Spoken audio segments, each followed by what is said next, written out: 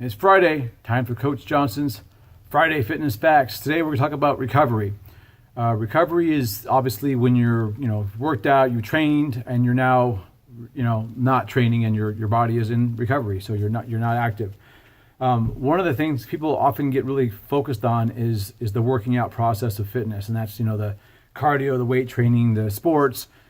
It's important to remember that your gains, whether there be increased endurance or muscle mass or strength, your gains are going to happen when you're recovering. So the gym, the training stimulates growth, stimulates your body to make an adaptation.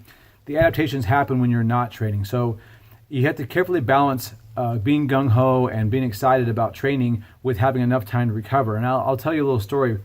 When I first started getting into weight training, as most young men guys are, they want to get bigger and bigger and stronger. And I'd follow these routines in the magazines I'd find, and I didn't realize at the time that most of these, virtually all of these guys that I'd look at the magazines, they were on heavy doses of anabolics or human growth hormone or combinations thereof.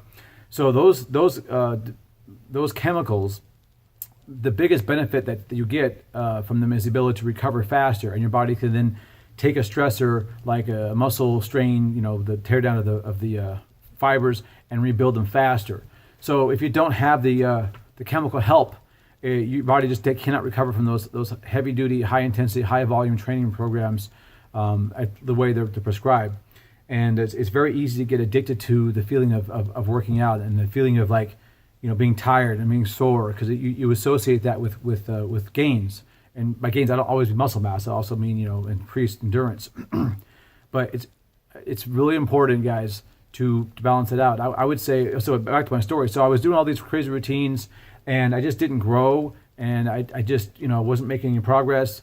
And then I started reading some stuff from different authors, Mike Mentzer, and he advocated a super low volume training approach. Maybe not the best, but I went from doing, 50-minute workouts, hour and 20-minute workouts with weight training, down to doing like 15-minute workouts with training. And so I gained like 15 to 20 pounds of muscle mass in a very short time. If you've ever done any weight training, you know how remarkable that is. I went from like 165 pounds to like 185 in just like a few months. And it was a major change. And now my first thought was, this new training protocol is what caused that growth.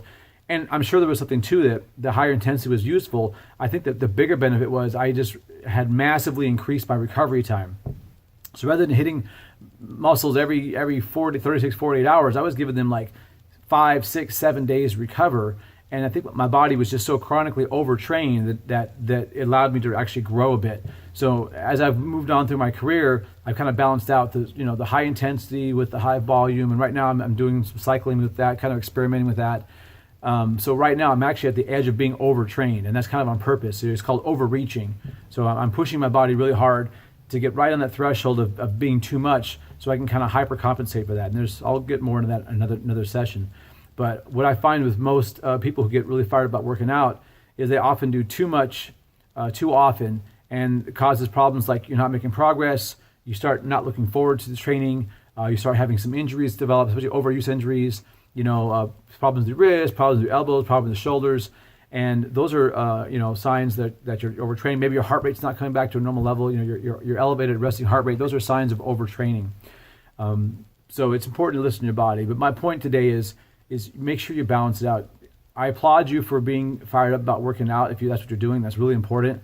But you have to make sure you have time for recovery so your body can then adapt to the stressors that you've imposed upon it. Whether it's long distance running, whether it's weight training, whether it's kickboxing, whether it's spinning, whatever your exercise of choice is.